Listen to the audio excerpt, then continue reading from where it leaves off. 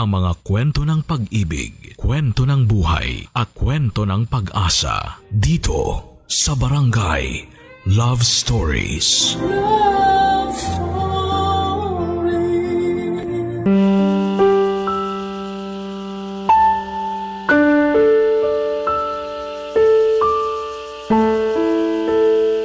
Ewan ko ba naman sa iyo, Zenny? Kung ano-ano na lang talaga pumapasok dyan sa kokote mo. Mami naman, hindi po yun kung ano-ano. Tsaka matagal na naming pinag-isipan at pinag-usapan yun ng asawa ko. Oh, pinag-isipan at pinag-usapan naman pala nila ate. Bakit pa kayo nagagalit dyan, Mami? Pwede ba, Nash? Huwag ka nang sumabad dyan. Hindi naman kita kinakausap eh. Hindi ka man lang ba nanghihinayang, Nak? Wala ka pang 10 taon sa pagtuturo tapos nag-resign ka na kaagad. Ilang beses ko bang dapat sabihin na mas mahalaga ang anak namin kaysa sa pagtuturo ko? Paanong naging mas mahalaga yung anak nyo? Bata pa lang, pangarap mo na talagang magturo. Tandang-tanda ko pa nung iniyakan mo pa ako para lang makakuha ng kursong education. Ibig sa tungkol sa pagnenegosyo yung gusto kong kunin mo. Pinagbigyan kita kasi kinonsensya rin ako ng daddy mo. O tapos ngayon, basta-basta mo na lang iiwanan kung kailan nandiyan ka na. Ay, hindi niyo po talaga ako naiintindihan, no? Hindi talaga, kasi ang gulo niyo mag-isip nung asawa mo. Paanong magulo sila mag-isip? Gets na gets ko yung point nila ate at kuya kung bakit nag-decide sila ng ganyan. Kayo yung hindi makaintindi dyan, Mami. Sinabing huwag ka sumabad dyan! Nakakainis kasi kayo. Pinagpipilitan nyo pa yung gusto nyo eh. Halata naman kay ate na nahirapan siyang magdesisyon na mag-resign sa trabaho at iwan ang pagiging teacher niya para sa anak nila ni kuya. Pero anak nila kasi yun. At dapat mas mahalaga yung anak nila kaysa sa kahit na anong bagay sa mundo. Andun na tayo sa dapat mas mahalaga. Pero trabaho pa rin yung pinag-uusapan natin dito. Sige nga, kung aalis si Zenny sa pagtuturo, saan siya kukuha ng pera pang suporta sa therapy ng anak nila?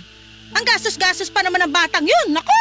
Kung makatawag kayo ng bata dyan, parang di nyo apo yung pinag-uusapan dito ah. Tama po si Nash. Bakit ganyan kayo makapagsalita sa anak ko anak ko yun. Natural, mahalaga kapakanan niya sa akin at kahit na yung matagal ko ng pangarap na trabaho, handa kong iwanan para lang matutukan yung anak ko. Dami mong sinasabi. Ba't di mo nalang sagutin yung tanong ko, Aber? Tungkol dun sa tanong nyo kung saan kami kukuha ng pera pampatherapy ng anak namin, pinag-usapan na naming mag-asawa yon. Yung mister ko na lang ang magtatrabaho. Magdadagdag na lang siya ng source of income. Tapos yung perang pambayad sa tagapag-alaga sana ng anak namin, maiipon na namin pampatherapy niya. Yun naman pala eh. Ayos na ayos yung naisip nila ate at kuya. Oh, paano naman ako? Ha? Oh? Paano ka ako? Kung mawawalan ka na ng trabaho, di sino na magbibigay ng pera sa akin? Paano na yung pambayad ng bill sa bahay na to? Paano na ako makakabili ng pagkain ko, tiba pang luho? Yan na lang ba ang tingin nyo sa akin? Huwag mo naman sanang masamain, pero nagpapakatotoo lang ako. Kaya nga sana, bago kayo nagdesisyon ng ganyan, kinonsulta nyo muna ako. Hayaan nyo na si ate. Kasi matagal na rin naman niya tayong sinuportahan. At kahit na nga nung nagkaanak sila ni kuya, nakasuporta pa rin siya sa atin. Nakikisabat ka sa usapan pero hindi mo naiintindihan yung punto ko? Naiintindihan ko. Kaya nga sabi ko, hayaan nyo na si ate. Palayain nyo naman siya sa mga responsibilidad niya sa atin. Bakit? Sapat ba yung kinikita mo para masuportahan lahat ng pangangailangan natin dito sa bahay? Kasi kung oo, wala nang usap-usap. Ngayon pa lang makakalaya na yung ate mo sa mga responsibilidad niya sa atin. Madali naman akong kausap Papa Dudut, bata pa lamang ay pangarap ko na talagang maging isang teacher. Kaya ngayon ang kursong kinuha ko noong tumungtong ako sa kolehiyo. At sobrang saya ko noong nakapagtapos ako at nabigyan ng pagkakataon na makapagturo sa isang pampublikong paaralan. Kaya naman malaking dagok din sa akin na mag-resign at iwanan ang pagtuturo. Pero kung para sa anak ko ay wala akong hindi kayang isakripisyo, Papa Dudut. Bukod doon ay pinag-usapan na rin namin ng mister ko ang desisyon kong yon. At masaya ako dahil suportado niya ako. Katulad ko ay ayaw na rin niyang ipagkatiwala sa iba ang anak namin. Lalo na may espesyal itong pangangailangan. Tapos ay lumaki na rin po ito. Kaya nga ganoon na lamang ang pagkadismaya ko sa reaksyon at mga sinabi ng mami namin. Tungkol sa desisyon ko, lalo na at hindi naman masama ang intensyon ko kung bakit ko yun ginawa. Sa bagay, mas worried pa siya sa pera na mawawala sa kanya na mula sa akin kesa sa kapakanan ng sarili niyang apo. Buti na labang ay to the rescue ang kapatid kong si Nash kaya hindi na lumala pa ang pagtatalo naming yon ni Mami. Hindi nga nagtagal, taong 2024 ay nakasampa na sa barko si Nash at siya na ang nagpapadala ng pera kay Mami.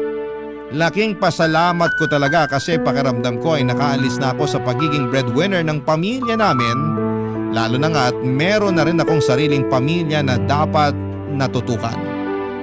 Pero dahil sa mga nangyari, ilang buwan din kaming hindi nag-usap ni Mami. Hanggang sa isang araw ay nagulat na lamang ako nang tumawag siya sa akin, Papa Dudut.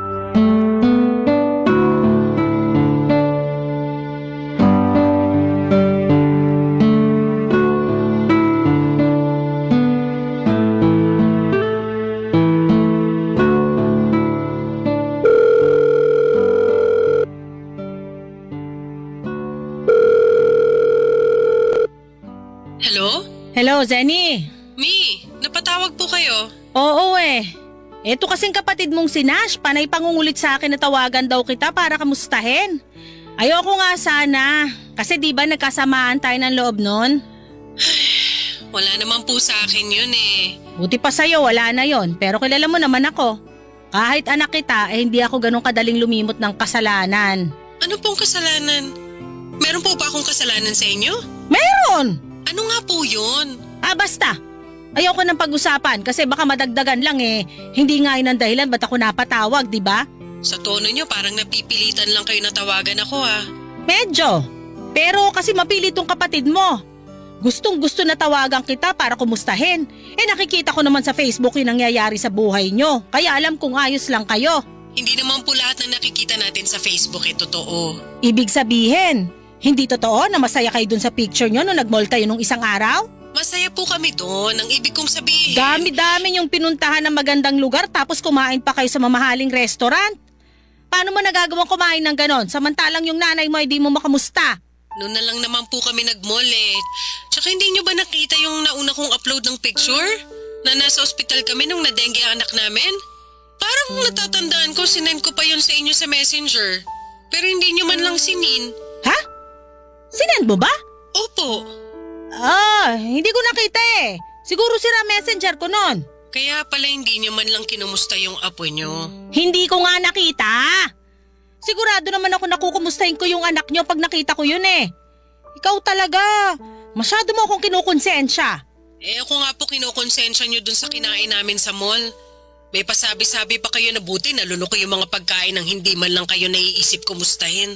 Totoo naman Mi, kung magsusumbatan lang po tayo, mabuti pa wag na tayo mag-usap. Nai-stress lang po ako Aba, sa akin ka pa talaga na-stress? Hindi ko naman po sinabi sa inyo ako nai-stress. Ganun na rin yon ako lang naman ang kausap mo.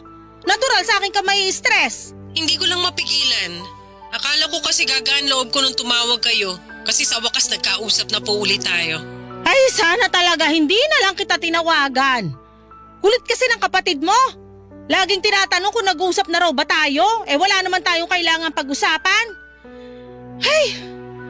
Pero alam mo, buti pa yung si Nash. Ang laki-laki ng perang binibigay sa akin ngayon na nakapagtrabaho na siya sa barko. Mas malaki pa dun sa inaabot mo nung nagtatrabaho ka pa.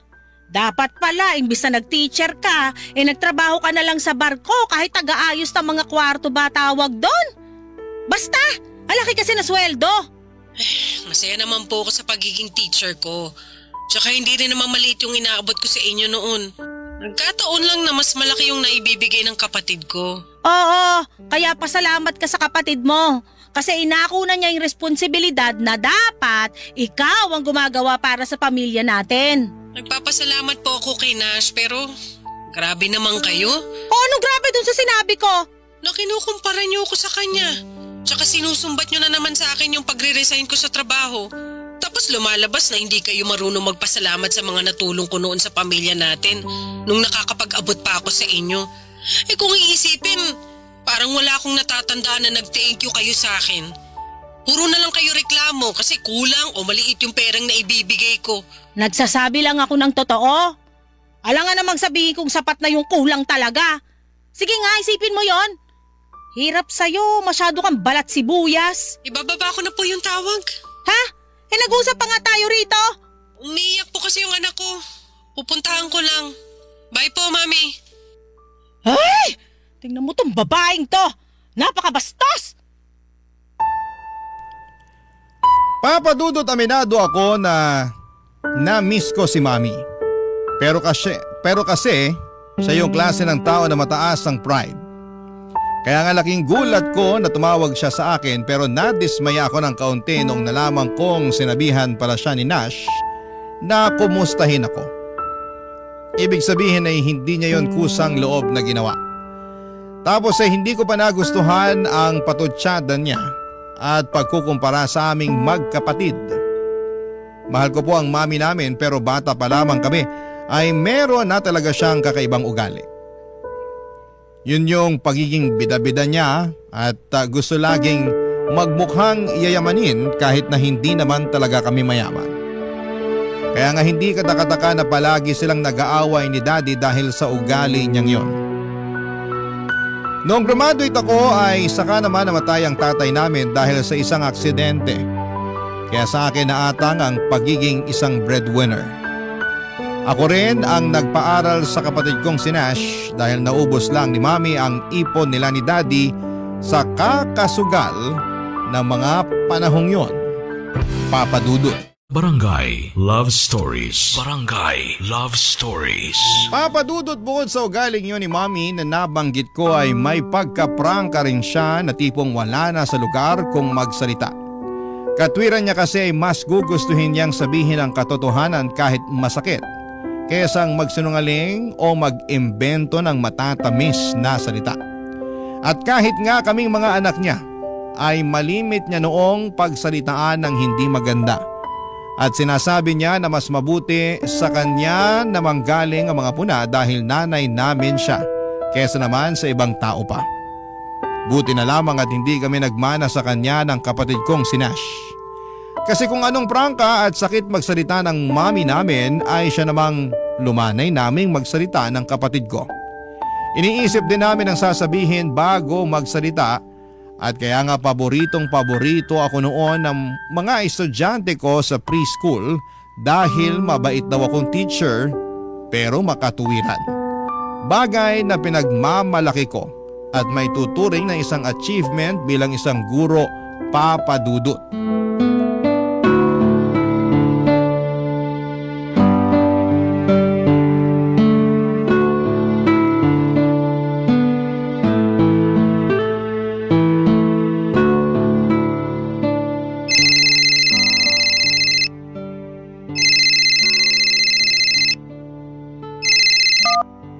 Hello, Nash? Hello, Ate Seni.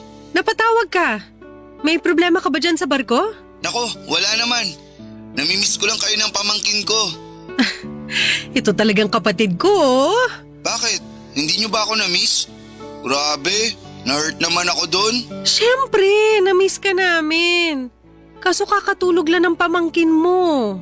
Bukang bibig ka pa naman nun last time. Gusto ko raw maka-video call. Hindi naman kita matawagan kasi baka busy ka dyan. Oo, medyo busy lang talaga nitong nakaraang araw. Kaya sayang naman kasi di kami nagkausap. Pero sa susunod, tatawag ako madalas para matsyempohan ko siya nang maka-video call na kami. Salamat kasi hindi mo kami nakakalimutan kahit na malayo tayo sa isa't isa. Lalong-lalo na yung anak ko. Oo naman. Tsaka imposible na makalimutan ko kayo, no? Excited na nga ako magbakasyon dyan para makita kayo. Ako rin. Mabilis lang naman ang mga araw. Siguradong hindi na lang natin mamamalayan bakasyon mo na. Kaya nga, ngayon pa lang nag-iisip na ako ng pupuntahan natin pag nakapagbakasyon ako. Kaso nape-pressure ako kay Mami. Ha? Bakit? Ang daming lugar na gustong puntahan. Gusto pang mga ibang bansa. Kasi raw yung mga kumare niya nadadala ng mga anak nila doon. Okay lang naman sana pero nagsisimula pa lang naman ako mag-ipon. Tsaka malaki rin yung perang pinapadala ko sa kanya buwan-buwan. Si Mami talaga? Kinonsensya pa ako na bakit daw hindi natin siya magawang spoil Tapos kinumpara pa ako sa anak ng mga kumare niya. Nalungkot talaga ako nun at nawala sa mood makipag-usap sa kanya. Gusto pa nga akong kausapin at iritan ng kung ano-ano. Kaya nagdahilan na lang ako na dinadayariya. Naaalala ko ganyan din siya sa akin nung tinawagan niya ako para mangumusta. Yan ba yung sinabi kong tawagan ka niya? Oo. Natuwa naman ako kasi tumawag siya pero nung sinumbat na niya sa akin na hindi naman daw niya gagawin kung hindi dahil sa'yo nalungkot at nainis na ako. Naku, pasensya ka na ate. Wala yun. Alam ko naman na concerned ka lang sa amin ni Mami. At gusto mo na magkausap kami. Wala namang problema sa akin yun kasi nanay natin siya. Sabi ko nga sa kanya, kinalimutan ko na yung nangyari sa amin nung bago ka palang sumampa sa barko. Kaso mukhang siya yung hindi pa nakakalimot. Ang bihira na talaga yung nanay natin. Minsan, napapaisip ako kung sino ba sa ating tatlo ang mas matanda. Ha? Bakit naman? Kasi siya nga yung matanda. Pero kung umasal parang bata. Tapos sobrang maldita pa. Huy, nanay pa rin natin yun. Alam ko naman. Pero hindi lang ako natuwa sa mga sinabi niya sa'yo. Kabilin-bilinan ko pa naman kumustahin ka. Para sana magkaayos na kayo. Pero parang nadagdagan lang sama ng loob mo sa kanya. Hindi ko na nga lang masyadong iniisip. Para hindi ako makapagtanim ng galit. Siyempre nanay pa rin natin yun. Tsaka masama na magtanim ng galit sa sariling magulang. Pero tama ka rin naman sa mga sinabi mo tungkol sa kanya kanina. Daig niya pa yung bata kung umasta. Ay, kailan kaya magbabago si Mami? Yan din nga ang tanong ko. Kasi tayo lang din magkapatid ang nakakapagtsaga sa ugali niya. Oo nga Ngayon ko mas naiintindihan kung bakit madalas silang mag-away noon ni Daddy. Lagi niyang sinasabi na pala away daw si Daddy. Pero siya rin naman pala ang punot dulo. Tama. Ang hirap pakisamahan ni Mami sa totoo lang. Pero nakakaawa rin naman kasi siya na lang yung nag-iisa nating magulang. Basta ako ngayon na nanay na rin ako, pinapangako ko sa anak ko na hindi ko gagayahin si Mami. Hindi ko siya pagsasalitaan ng masasakit kahit na pagiging prangka lang ang tawag niya dun. Hindi ko rin siya ikukumpara sa iba at palagi kong pupurihin lahat ng mga mabubuti at magagandang bagay na ginagawa niya. Ipagmamalaki ko siya sa ibang tao at ipaparamdam ko sa kanya na mahal ko siya. Yun ang gusto kong kamulatan ng anak ko. Yung lumaki siya sa pagmamahal at hindi sa pangiinsulto. Papa Dudut, alam naman namin ng kapatid kong si Nash na walang perpektong magulang. At napatawad na namin si Mami sa nagawa niya noong nalulung siya sa sugal dahilan para maubos ang pera na ipon nila ni Daddy. At kahit na paulit-ulit niya akong pinakikitaan ng hindi maganda ay lagi ko pa rin iniisip na ina namin siya ng kapatid ko. At nanggaling kami sa kanya at sa katunayan ay mas lalo kong naiintindihan ang pagiging magulang niya noong naging magulang na rin ako. Kaya nga lungkot lang isipin na kahit pala sa kapatid ko ay hindi pa rin nagbabago ang ugali ni Mami. At mas lumala pa ngayon habang tumatagal.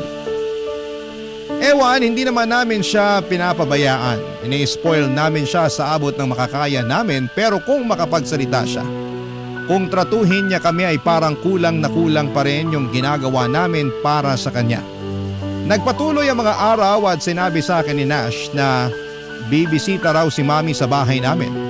Request niya para makipagbati sa akin. Hinayaan ko na lamang dahil nakikita kong nag-e-effort ang kapatid ko na magkabati na kami. Hindi nagtagal ay nangyari ngayon noong isang araw ay dumalaw siya sa amin. Sa totoo lang ay mabibilang sa mga daliri kong ilang beses pa lamang siyang pumunta sa aming bahay. Hindi raw kasi niya gustong magstay sa amin kasi mainit at maliit, lalo na noong wala pa kaming napapa-install na aircon.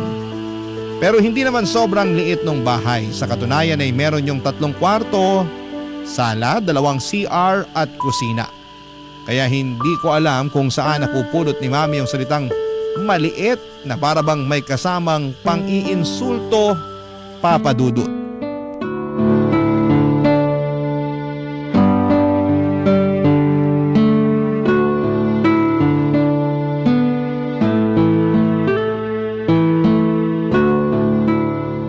Ito po, Mi. Nag-order po ka ng mga paborito niyong pagkain. Ano-ano ba yan? May kare-kare po, tapos lechon paksiw, sinigang na bangus, tsaka fried chicken. Ang dami naman. Ano ba ako rito, bibigtiin na? Hindi naman po sa ganun, pero syempre naalala ko lang kayo at yung mga paborito niyong pagkain. Kaso di ko naman to mauubos lahat. Saka bakit ka ba order ng order? Po? Sabi ko, bakit ka order ng order? Sana nagluto ka na lang, nakatipid ka pa. Hindi na po ako nakapagluto kasi busy po ako sa pag-aasikaso.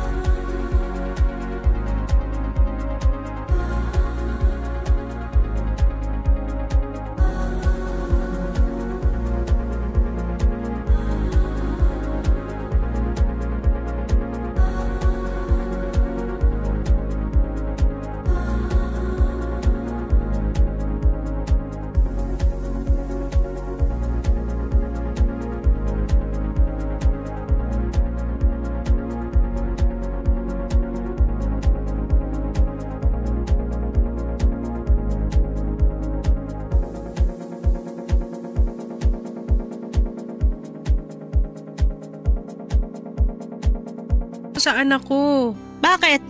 Naglilikot na naman ba yung bata?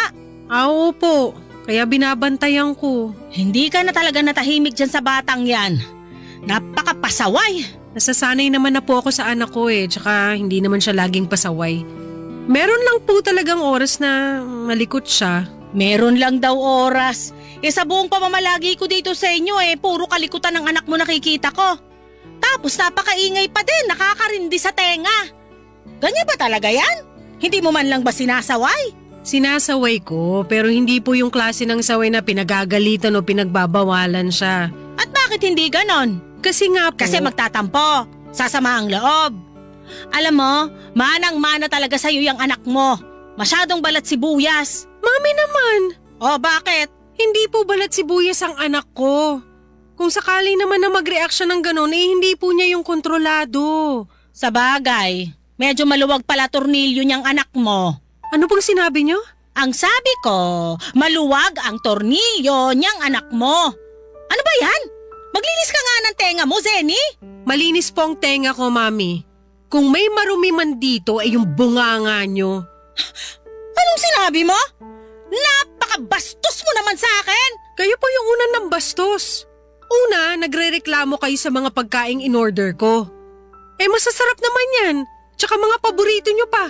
Tapos bigla-bigla nyo na lang sinabihan na maluwag ang tornilyo ng anak ko? Alam nyo namang may kondisyon siya. Oh, yun na nga yun. Maluwag ang tornilyo.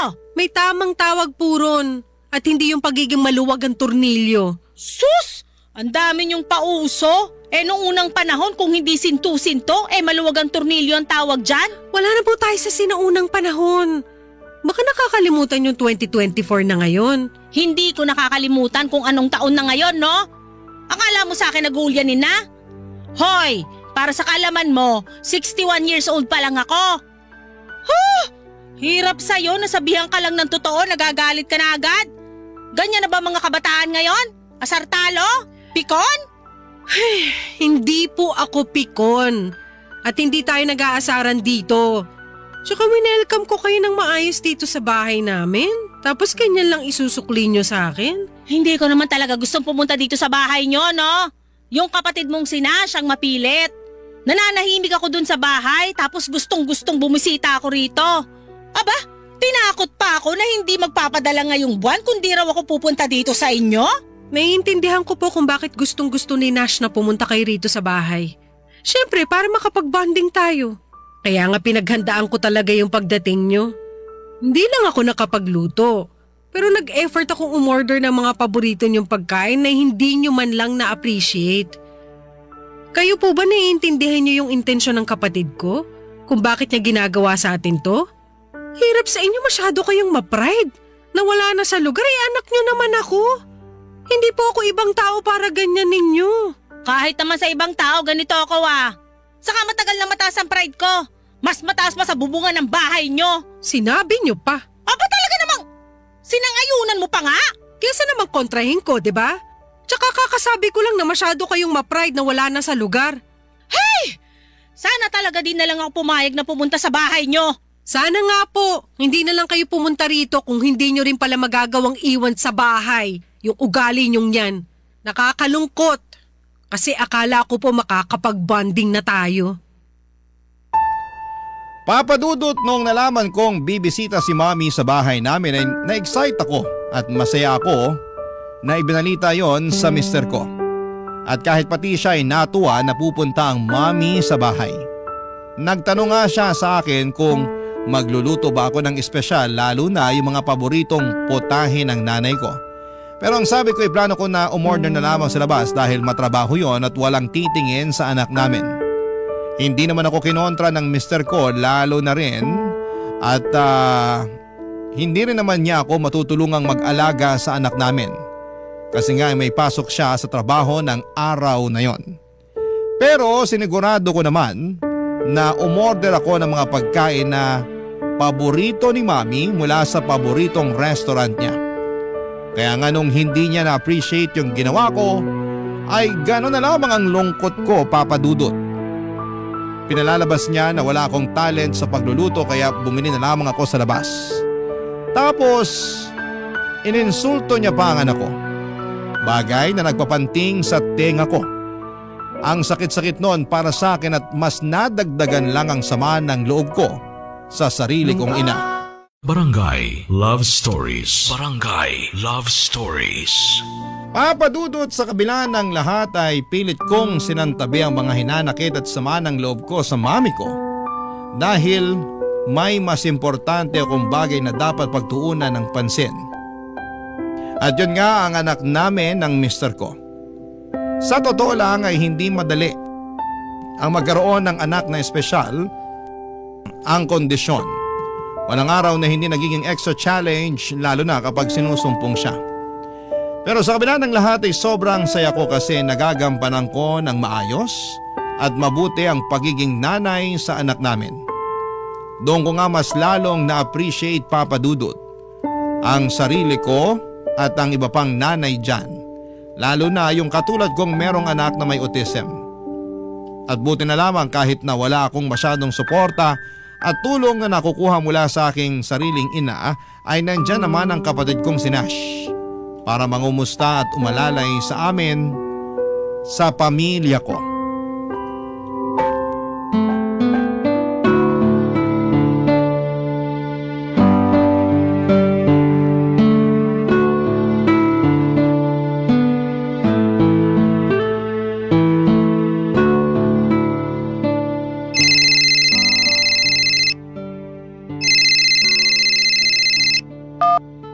Hello, Nash.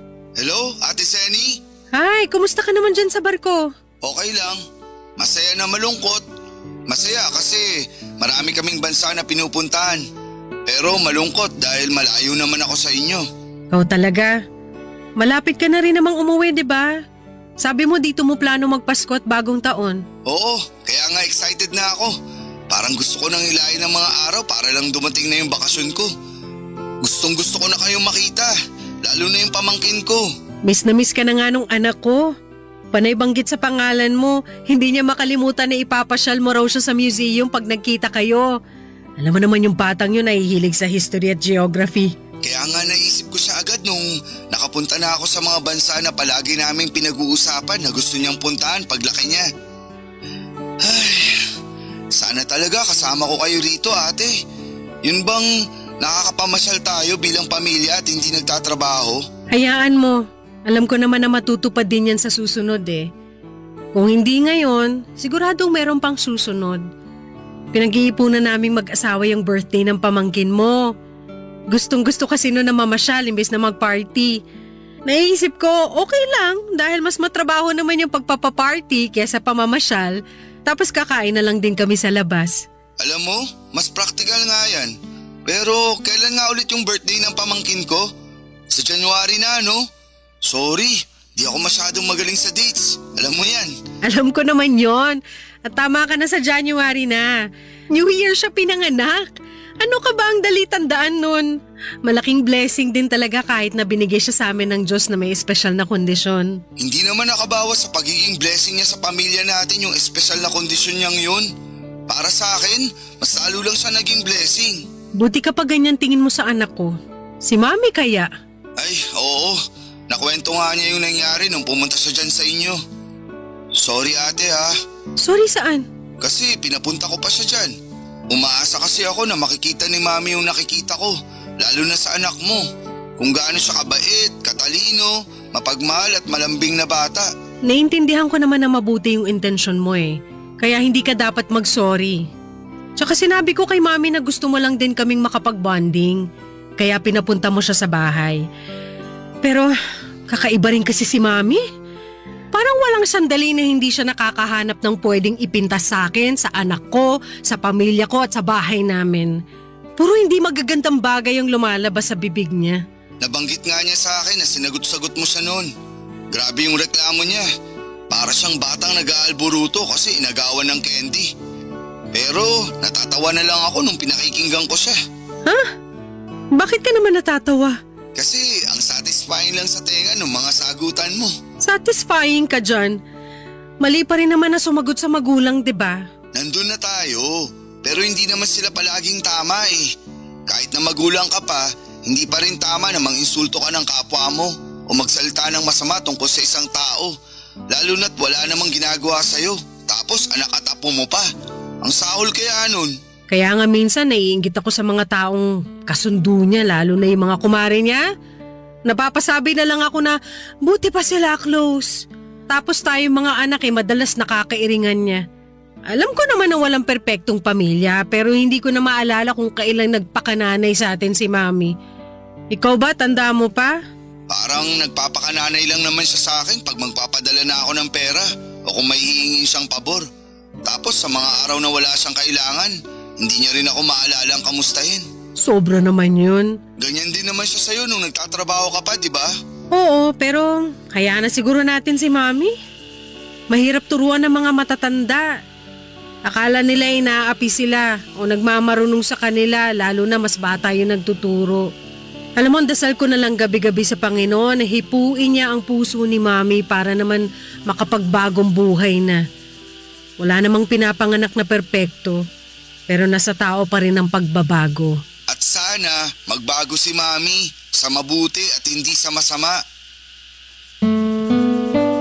Papa Dudut, hindi lang ako nagpapasalamat sa Diyos dahil meron akong mabuting asawa, thankful din ako sa Kanya dahil meron akong mabait at maalalahaning kapatid sa katauhan ni Nash. At kahit nga nasa malayo siya ay hindi pa rin niya kami nakakalimutan ng pamilya ko. Lalo na ang pamangkin niya na mahal niya. Naalala ko na grabe ang iyak niya noong hinatid namin siya sa airport at habang nagpapaalam sa anak ko. Mami-miss daw kasi niya ito. Sobrang close kasi nila. Lumipas sa mga araw, binalita sa akin ni Nash na may sakit daw si Mami kaya naman nag-worry ako ng husto. Lalo na at wala pa naman siyang kasama sa bahay namin. Kaya nga dali-dali kaming nagpunta doon ng anak ko para bisitahin siya. Pero bago kami umalis, ay may drawing na ginawa ang anak ko para iregalo sa kanyang lola. Natuwa naman ako at na-excite na maibigay niya yon ng personal sa nanay ko. Pagdating namin sa bahay niya, naking dismay ako dahil iba ang nangyari, Papa Dudut.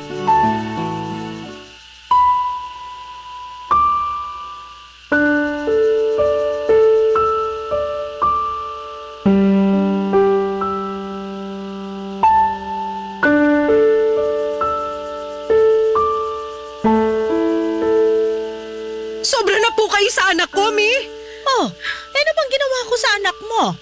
Para sa kaalaman mo, hindi ko siya pinalo o pinagmalupitan kaya umiyak yun, no? Baka mamaya makasuhan pa ako ng child abuse nang wala sa oras. Hindi nyo nga pinalo. Hindi nyo nga pinagmalupitan pero pinagsalitaan nyo naman na masakit kaya umiyak siya. Ha? Ano ba sinabi ko? Sinabi ko lang naman yung totoo. Kasalanan ko ba kung nasaktan siya?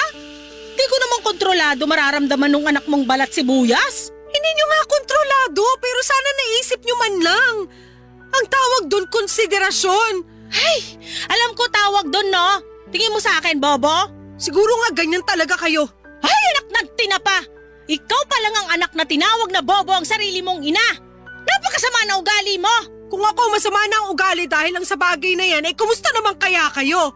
Ha? Ano pinagsasasabi mo dyan? Sa dami ng mga masasamang sinabi niyo sa akin, kay Nash, sa asawa ko, sa bahay namin at ngayon naman sa anak ko, malamang na nasa inyo na ang korona ng pagkakaroon ng matabil na dila. Kung makapagsalita kayo, wala na kayo sa lugar. Akala niyo kung sino kayong perpekto? Alam ko na hindi ako perpekto, no? Saka kailan pa naging wala sa lugar ang pagsasabi ng totoo? Hirap sa inyo, masyado kayong maramdamin. Para kayong hindi nag-mature, masyadong matampuhin. Anong matampuhin? Anong hindi nag-mature? Baka kayo ang hindi nag-mature. Sa tanda kong to, hindi pa pala ako mature? Opo, kasi kung mature kayo mag-isip, hindi nyo pagsasalitaan ng masama yung anak ko. Hindi nyo sasabihin na pangit yung drawing niya, na mabuti pang itapon na lang kaysa ibigay sa inyo. Kasasabi ko lang na ginawa niya yung para iregalo sa inyo. Ano bang magagawa ko? Kung pangit talaga. Saka ayoko nga nun, no? Regalo ka dyan hindi ko naman birthday. Anong gagawin ko doon? Kalat lang yun sa kwarto ko. Hindi talaga kayo marunong maka-appreciate ng mga bagay na binibigay o ginagawa sa inyo. Bakit mo ba ako sinisigawan? May sakit na nga yung tao. Kasi sumasobra na kayo. Napakawalang konsiderasyon nyo. Tapos kapag pinagsasabihan kayo o sinasaway, lagi niyong dinadahilan na nagsasabi lang kayo ng totoo. Para sa kaalaman nyo, hindi sa lahat ng oras kailangan sabihin ng totoo. Kung makakapanakit lang kayo ng ibang tao, lalo na sa katulad ng anak ko. Bata pa yung sinabihan nyo ng masakit na salita. Anak ko! Apo nyo pa! Kahit sinong bata, may espesyal na kondisyon o wala, hindi deserve na pagsalitaan ng masakit ng lola nila. Bakit naman hindi? Nung araw ganyan naman magsalita ang mga matatanda sa amin, tapos di naman kami nasasaktan. Hindi ako naniniwalang hindi kayo nasasaktan. Aba, sinasabi mo ba na sinungaling ako? Opo, kasi kung hindi kayo nasasaktan, di hindi rin kayo magre-react sa mga pagsagot-sagot ko sa inyo. Kaso nasasaktan din kayo, kaya nagagalit kayo ng ganyan. Alam mo naman pala na nagagalit ako, tapos sinasagot-sagot mo pa ako. Alam ko na masamang sumagot sa magulang. Pero sana alam nyo rin ang limitasyon nyo bilang magulang. Hindi nyo pwedeng gamitin sa lahat ng oras na nanay namin kayo ni Nat.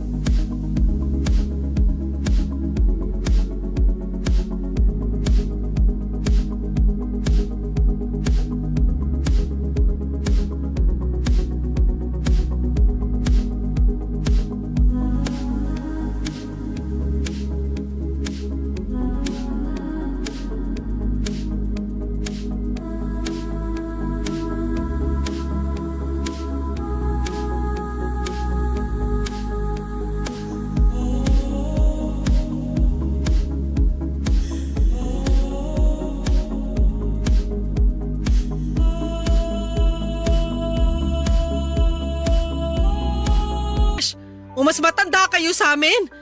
para idahilan na alam nyo na ang lahat.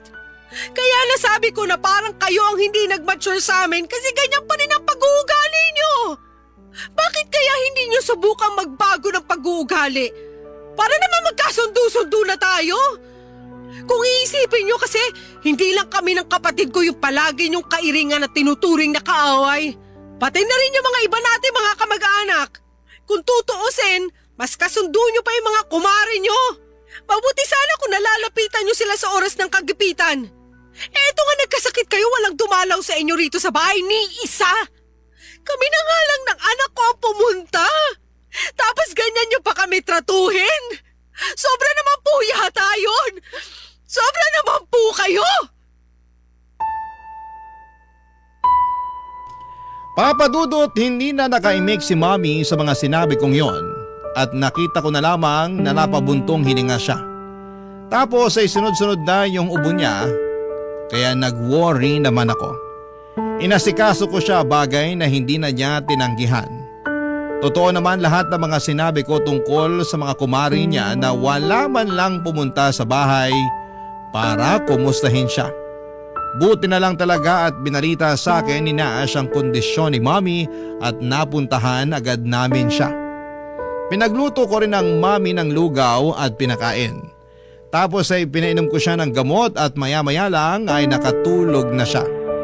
Nanood na lamang kami ng TV ng anak ko sa sala hanggang sa makatulog siya at pagkatapos ay naglinis na ako ng bahay namin. Habang ginagawa ko yon, ay nakokonsensya ako sa mga sinabi ko sa mami ko, pero may bahagi ako sa aking isipan na nagsasabi na tama lang din na prinangka ko siya para ma-realize niya na sumosobra na siya. Kami lang ba ng kapatid kong si Nash ang may nanay na katulad ng nanay ko? Mahal pa rin namin siya, Papa Dudut, pero sana'y magbago na siya. At tama ang kapatid ko na magbago siya sa mabuti at hindi sa masama dahil marami pa kaming pangarap sa buhay na gusto naming kasama siya. Sa kasalukuyan ay hindi na ganong kamaldita si Mami. Feeling ko ay tinablan siya sa mga sinabi ko sa kanya noong may sakit siya at nakita niya ang importansya ng pamilya na siyang nandyan at maasahan sa oras ng kagipitan. Kasabay noon ay hindi pa rin ako humihinto sa pagdarasal na sana'y tuluyan na kaming magkasundo dahil hindi pa naman huli ang lahat. Hanggang dito na lamang po ang sulat ko, Papa Dudut. Maraming salamat po sakaling mapili po ninyong i-ere sa inyong programa. God bless and more power sa Barangay Love Stories. Number 1 po kayo sa puso namin. Ang inyong forever kapuso at kabarangay, Zenny. Barangay Love Stories. Barangay Love Stories. Minsan, mahirap gumawa ng tama, pero kahit dehado ang ating bida, iyon pa rin ang ginawa niya. Ano ang masasabi mo sa Barangay Love Stories natin today? Abangan namin ang sagot mo sa comment section. Barangay LS 97.1. 97.1 Forever. Number 1.